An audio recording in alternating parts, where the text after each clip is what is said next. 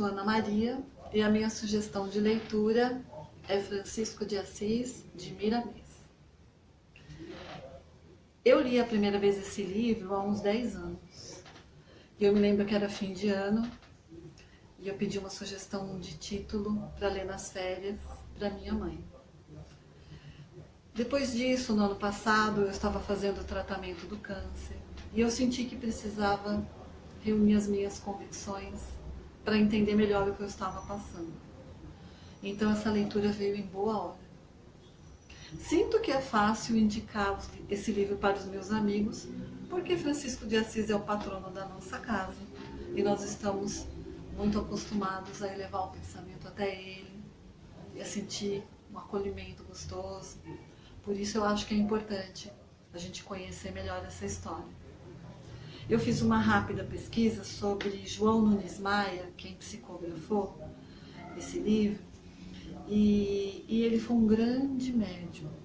Era mineiro, era amigo de Chico Xavier, ele tem mais de 100 obras psicografadas. E o seu guia espiritual foi Miramês. Fernando Miramês viveu no Brasil. Ele era, na época do descobrimento, um nobre espanhol que gostava de conhecer outros povos. Então, quando ele vem ao Brasil, ele se aproxima dos índios e dos negros, que eram povos oprimidos, já naquela época, e é acolhido com grande carinho por eles, tanto que eles o chamam de Pai Branco. E depois do seu desencarne, ele permanece próximo, ligado ao Brasil, ditando várias obras, entre elas esta daqui. Fernando Miramês vai contando a história de Francisco de Assis a partir da sua encarnação anterior, quando ele vem como apóstolo de Jesus. Eu não vou dizer qual era o apóstolo para vocês, mas eu vou dar algumas dicas.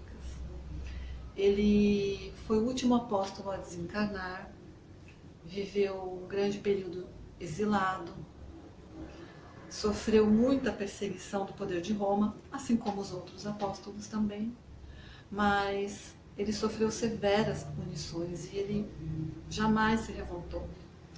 Ele era muito resignado e com isso ele foi cativando os seus algozes, sempre com o apoio do plano espiritual, que aliás Miramês vai contando todo o trabalho do plano espiritual em apoio a espíritos de grande envergadura nas suas missões. Por exemplo,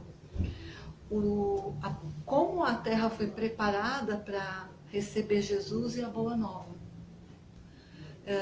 Foram retirados cerca de 2 bilhões de espíritos de grande atraso moral que ficaram reclusos numa região chamada A Cruzada, que ficava localizada dentro do orbe terrestre, próximo à linha do Equador.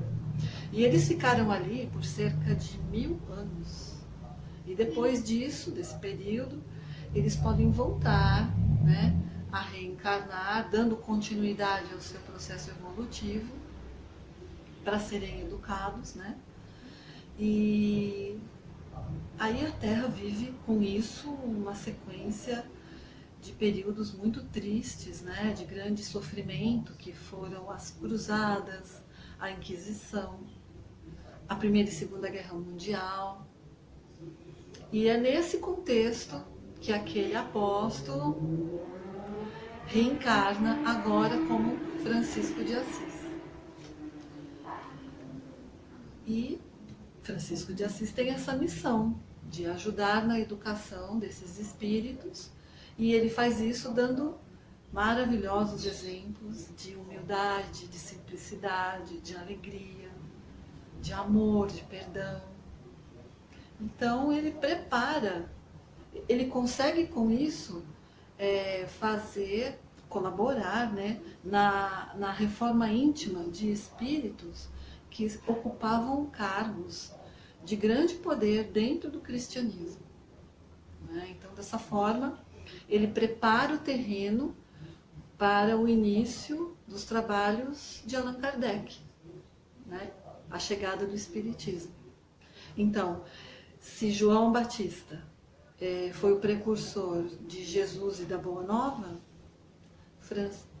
Francisco de Assis foi o precursor de Allan Kardec e o Espiritismo. Portanto, eu acho que essa é uma obra obrigatória para os espíritas, né? E eu espero que quem já leu concorde comigo e que quem ainda não leu se sinta motivado para a leitura, inclusive para saber quem era, né? Qual apóstolo era Francisco de Assis. Fica a dica e boa leitura para todo mundo. Tchau!